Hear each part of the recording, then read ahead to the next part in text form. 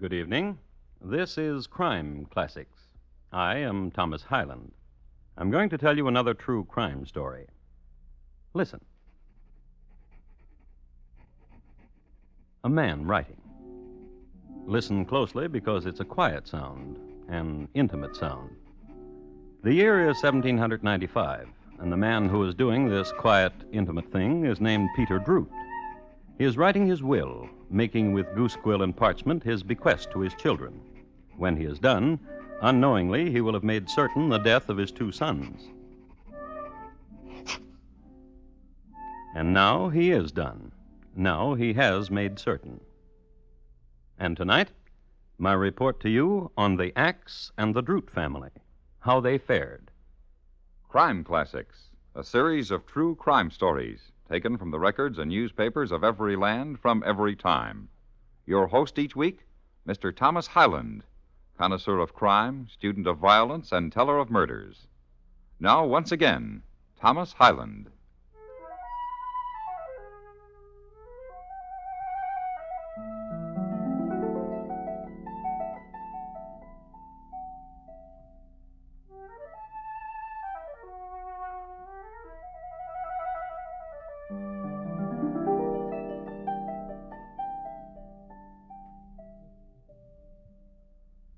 The place is Heidelberg Township, Dauphin County, in the Commonwealth of Pennsylvania. During the closing years of the 18th century, Heidelberg snuggled against a bend of the Susquehanna. Its chief product was people, who were sent downstream to Harrisburg and overland to Philadelphia. So great was the margin of export over import that I can no longer locate Heidelberg Township on a very good map of Pennsylvania.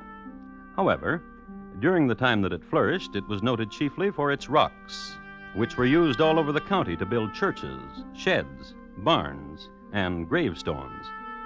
The Droot family lived in a stone house, and Peter Droot was so wealthy that he was buried in a coffin imported from Bavaria, which was decorated with cherubs painted on porcelain and other sad scenes.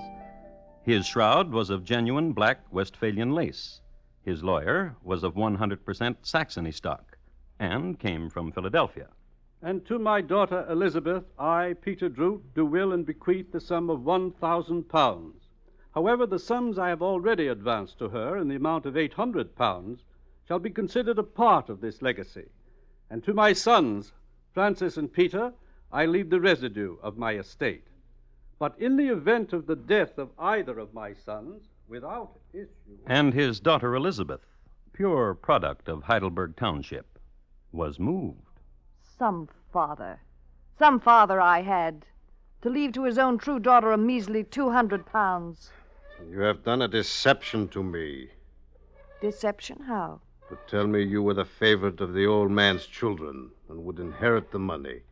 This is deception, to get me to be the husband of you. John.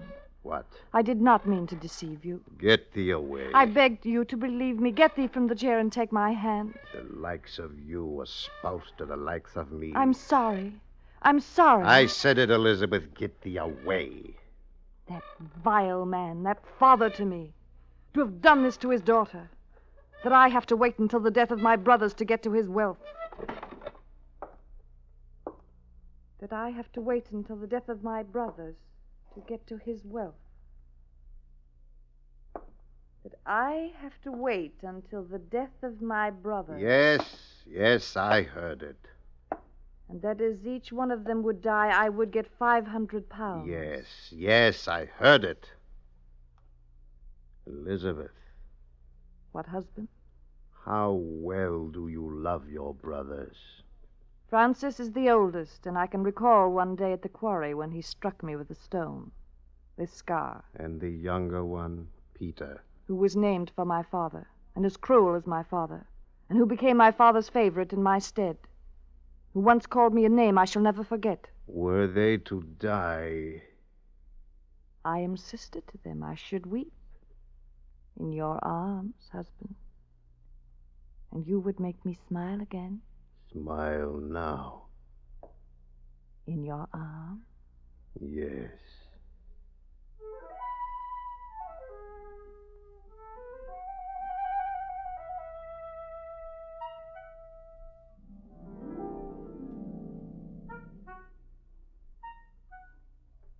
John and Elizabeth Howard, Pennsylvanian lovers. He, a stonemason who had more epitaphs at the tip of his chisel than any stonemason in the county. She, noted for her scar and her elderberry jelly. The old man just growing chill in his coffin from Bavaria. And John and Elizabeth, daughter and son-in-law, were getting ready to lay the rest of the family beside him. I think we should start with the younger one first. Why, whatever are you talking about? He's better off dead than alive, anyhow. Why, whatever are you talking about? Put me down. Put me down.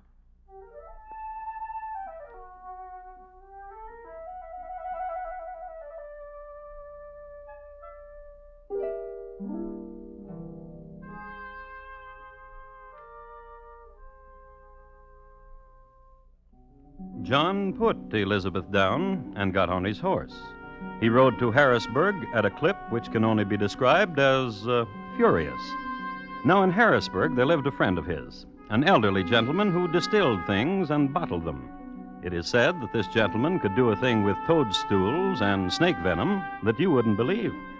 The gentleman, whose name is recorded in state annals as Uncle Hess der Kleine, was finally ducked in a pond for 12 minutes by the authorities. Well, John bought a few ounces of an essence from Uncle Hess and rode back to Heidelberg Township. And the next day, in the stone quarry, this is what happened. And how is your brother Francis these days, Peter, lad? I don't see much of him these days. He's busy counting his money, I suppose, and yours. He is a farmer. He farms. A question, lad. Aye, John? Have you had the fancies lately? How do you know about that? Your sister, lad. She told me. How since a lad you have been seeing strangies and ghosties and whatnot. And what of it? Nothing, lad. Nothing. It is true that I have been visited. And me, too. Last week I was lying beneath the stars near the barn. There was a wailing, and I look about me. Such a beautiful fancy she was. And she was crying. Go on. Go on, John. Of such beauty. And I reached out my hands to her, and her image was smoke. Wondrous. I can see her any time I wish it. How? I have a thing here, a potion, a small bottle of it, prepared specially to lie under the stars to see this wondrous, beautiful lady. Was she indeed so beautiful? I am unschooled. I have not the words for her beauty. Please. What, lad? Give me of that vial. Let me taste. She stirs your imagination, lad. Yes, oh yes. You can almost see her in your mind now, can you not? Even while you talk, I try to imagine her. Please, give me of the vial. Here, drink it. Yes. All of it. Good lad. Tonight, lie down under the stars and see what will happen to you. Thank you, John. The bottle is good no longer. Throw it away, lad.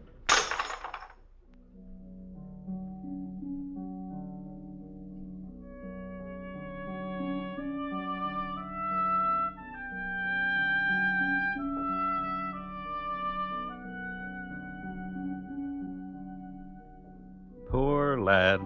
18 years old and given to fancies. Now, all of us know that many lads of 18, even today, are given to fancies. But young Peter Droot was very rich and lived in Pennsylvania. And it was a rare moment indeed when he wasn't beginning or ending a fancy. And, too, this, we must remember, was the era of potions to conjure up most anything, from rain to a lady made of smoke. So, young Peter Droot had everything going for him that night: youth, imagination, and potion. He went out under the stars and lay down near the barn, just like his brother-in-law told him to do. What happened then may be described as a good night in the country gone to waste. Oh! Oh, my stomach! Ooh! My stomach! My stomach! My stomach! Oh! Oh! That rooster crowing really upset schedules in old Heidelberg Township that night. People and animals looked out of the window and wondered what ailed that rooster anyhow. It was too early to get out of bed and too late to go back to sleep, so they gave ear to the commotion. Through the din rose the wails of Peter Droot, who had seen no fancies but was writhing with a terrible ache in his stomach. His brother Francis brought him back to the house and applied an old Pennsylvania poultice, which relieved the lad no end. So, the next morning in the stone quarry. And all that happened, John, was an ache right here.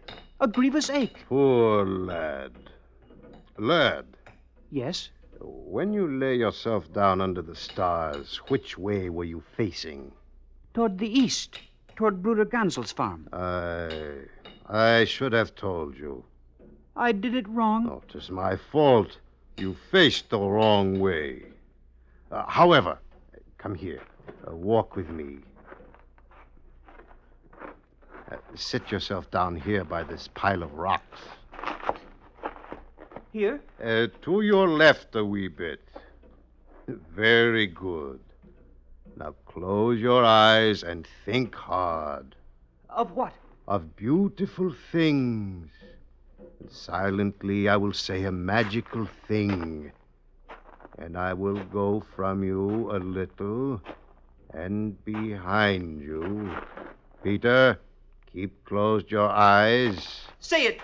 Say the magical thing. Aye, right now.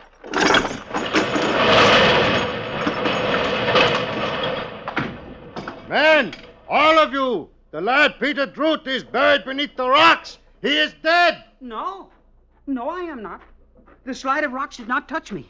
I heard their sound, and I leaped, and I... What a relief it is to me. Oh, how happy I am.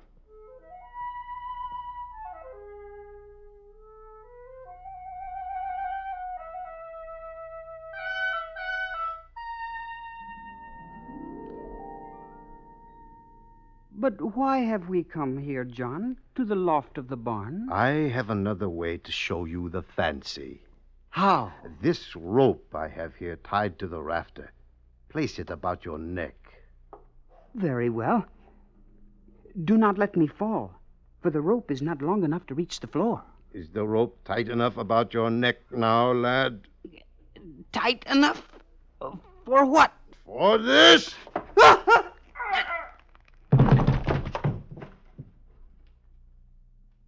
John?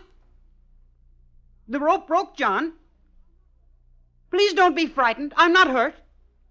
I'm not hurt at all.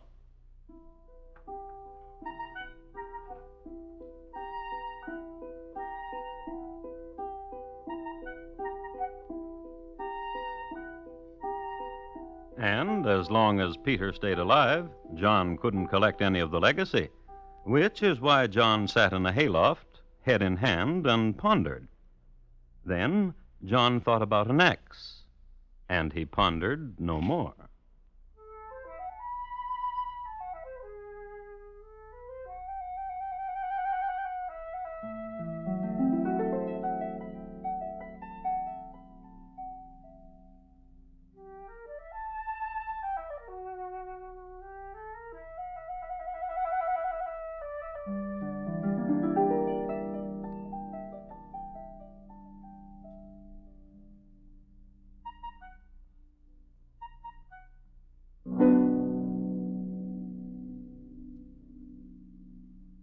You are listening to Crime Classics and your host, Thomas Hyland. Patrolman Kirk reported in from Box 23 at 1:42, on time to the minute. His next call was to come from Post 7. He never made it.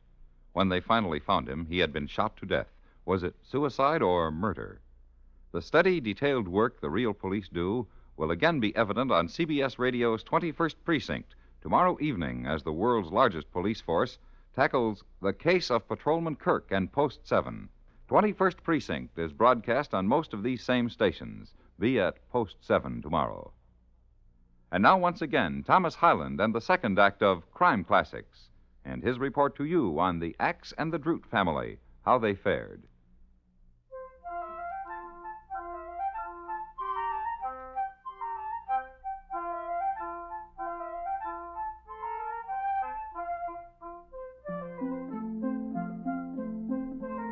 A few notes about Pennsylvania as it neared the end of the 18th century.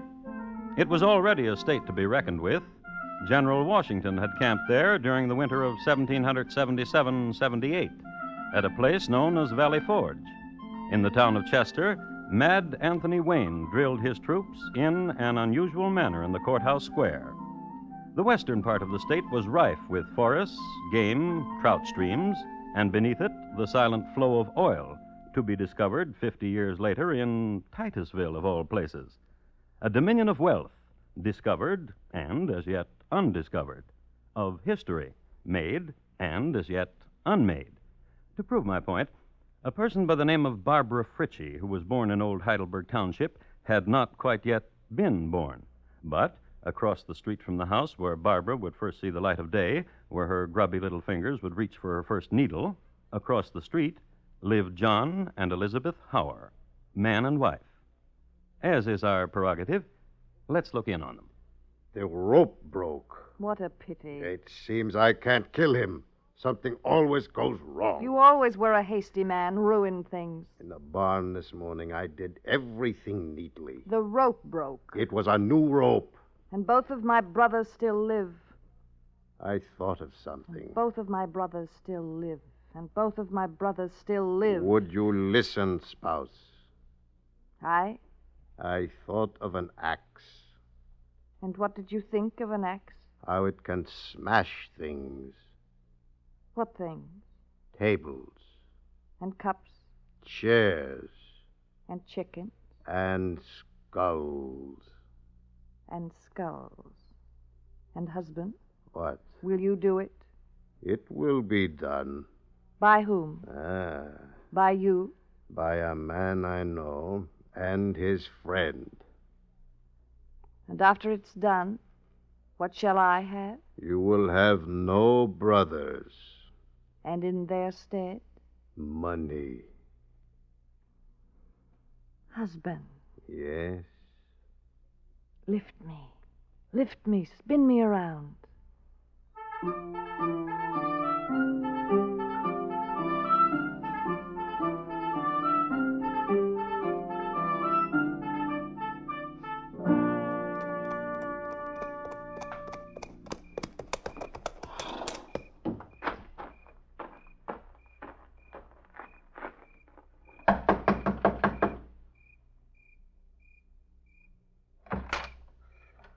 Aye? What is it? To talk with you, Charles. Come in, man.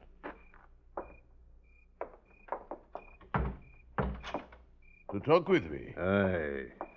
Where's your friend, Patrick? Has the talk money in it? Aye. Before or after the A occasion? little before and much after. Patrick, wake. Wake. Wake, Patrick. There's money in it. John Hall, Aye. come into here. Good evening to you, Patrick. Now, John Hall, speak to the both of us. My wife's brothers are alive.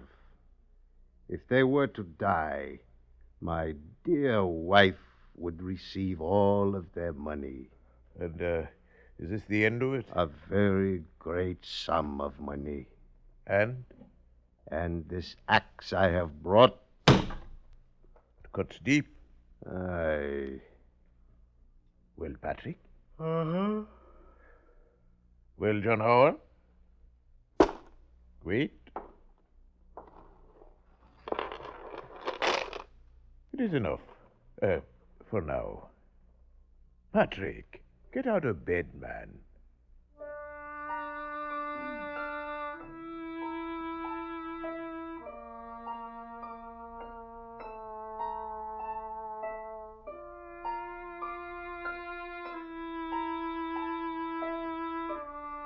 There were frontiers in those days. As a matter of fact, our country was more frontier than anything else. And the people, those who survived, were the fittest. I would like to describe two fit people of the time. Charles McManus. Which is my name. I am 42 years old. I stand 6 inches above 5 feet, and my weight is close to 200 pounds. Once in Killarney, I killed a man with my fists. I fled to America. In New York, I killed again with my fist. I fled to the backwoods of Pennsylvania. Patrick Donegan. That's me. I am much too slight to kill with my fists. I must have steel in my hand. There was a woman in Donegal County. Her death brought me here, where I am now. Very fit persons indeed. Killers, and attuned to the wilderness. They moved quietly.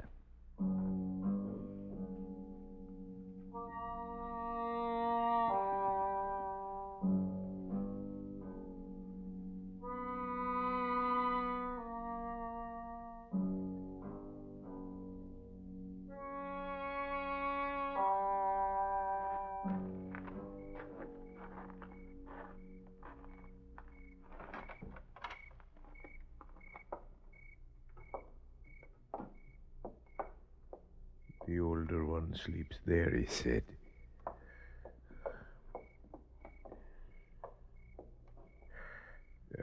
Hold him, Patrick.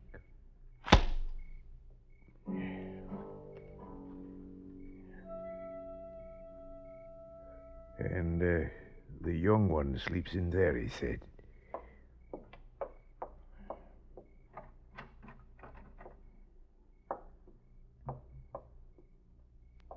Hold him, Patrick. Are you a fancy?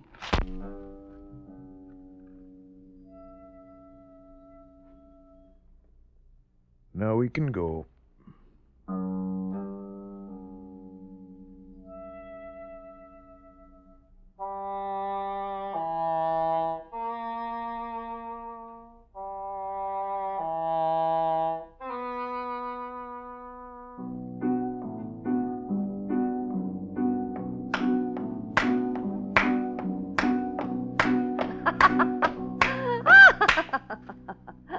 Oh, now I'll do the dancing.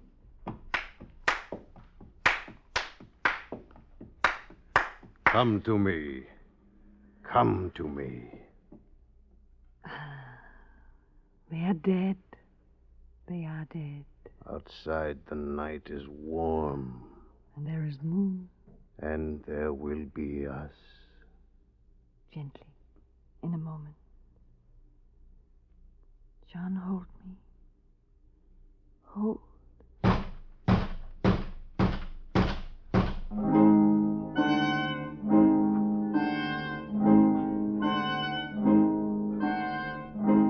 They came, the townspeople, and they knocked on the door of John Hauer and his wife Elizabeth, and they brought him and his wife to the house where Peter and Francis Droot were lying. Elizabeth fell down upon the floor and wept bitterly. John sat down and made no remark.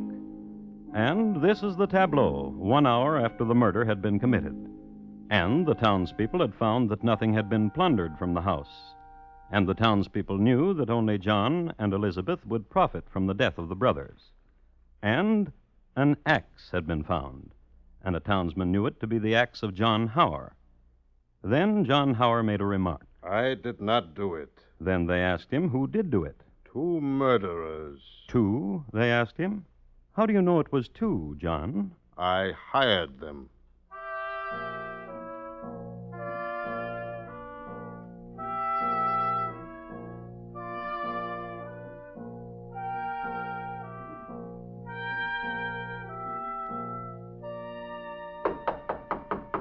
Hi, what is it? So now it is, Charles. Open.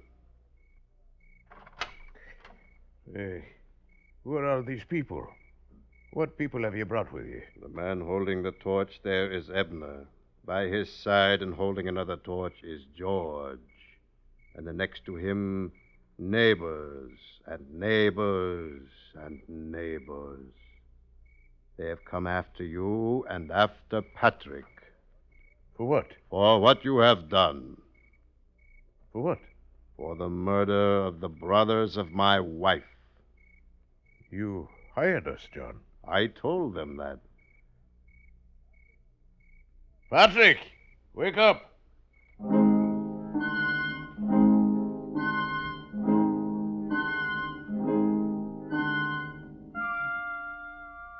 In June 1798, a trial was made charging the three men and Elizabeth Hauer with murder.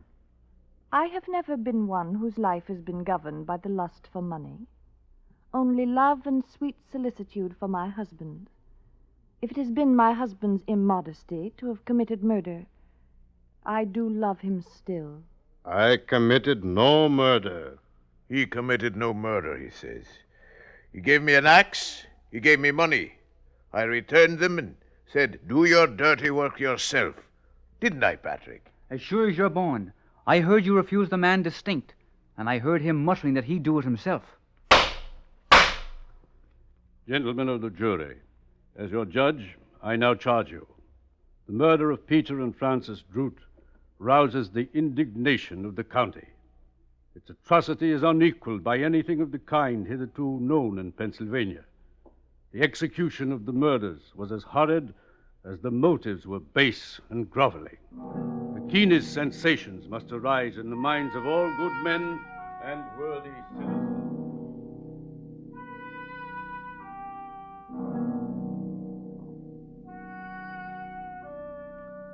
The judge then went into particular detail of all the evidence that had been given and committed the case to the jury at 4 o'clock on Sunday afternoon. At 7 o'clock in the evening, they returned a verdict. John Hauer, guilty. Charles McManus, guilty.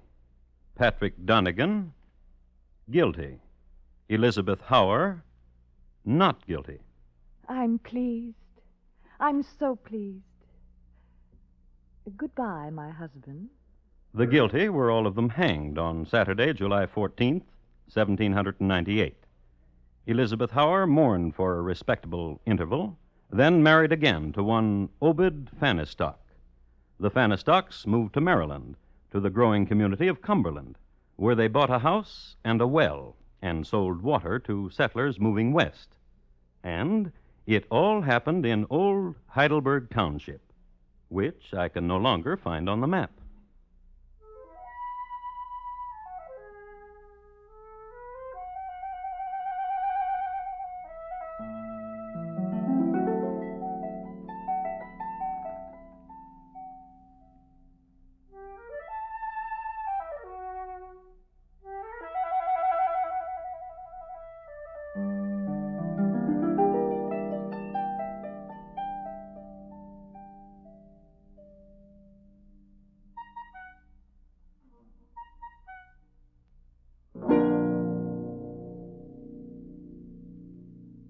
In just a moment, Thomas Hyland will tell you about next week's crime classic. The Droot Family, tonight's crime classic, was adapted from the original court reports and newspaper accounts by Morton Fine and David Friedkin. The music was composed and conducted by Bernard Herrmann, and the program is produced and directed by Elliott Lewis. Thomas Hyland is portrayed on radio by Lou Merrill. In tonight's story, Mary Jane Croft was heard as Elizabeth and Clayton Post as John. Featured in the cast were Herb Butterfield, Sam Edwards, Paul Frees, and Charles Davis. George Walsh speaking. And here again is Thomas Hyland. Next week, San Francisco Bay, midway between Oakland and San Francisco, on board the good ferry El Capitan. The year is 1870, and the events are catastrophic, as I report to you on the incredible trial of Laura D. Fair. Thank you. Good night. Academy Award winner Joan Fontaine will be your star in Leave Her to Heaven on Lux Summer Theater on CBS Radio later tonight. You'll enjoy this celebrated story of a ruthless woman who destroys the things she loves, and you like Joan Fontaine in this dramatic role. That's Leave Her to Heaven, starring Joan Fontaine, later tonight on the Lux Summer Theater show on most of these same stations. And remember, Bill Cullen's Walk a Mile show is heard Monday evenings on the CBS Radio Network.